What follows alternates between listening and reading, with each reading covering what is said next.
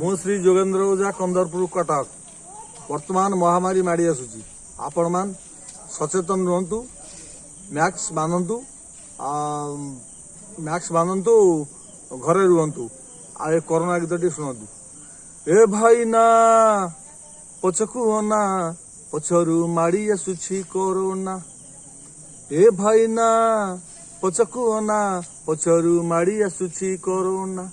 Corona आसुची मुह को घोड़ाओ, हाथ को तुमर सानिटाइज कर, बाहरे बुला बुली करना। ए भाई ना पछकु ना पछरु माड़ी आसुची कोरोना।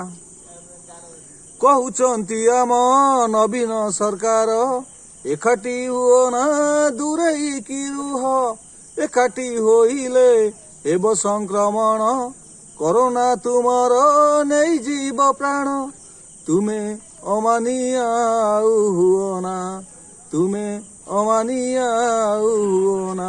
ए भाई ना पछकु ना पछरु माड़ी आसुची कोरोना।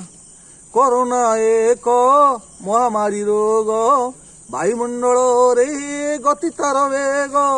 जाकु होइब ताकु न छाड़िब, जाकु होइब ताकु न छाड़िब।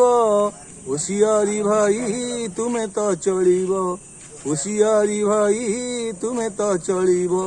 मैक्स बांधिब, दूरेई रहिब, बाहर खाद्य केबे न खाइब।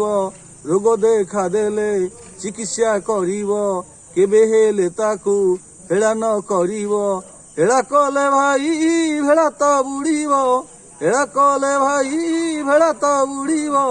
कहारी को तुमे दोष तो न देव।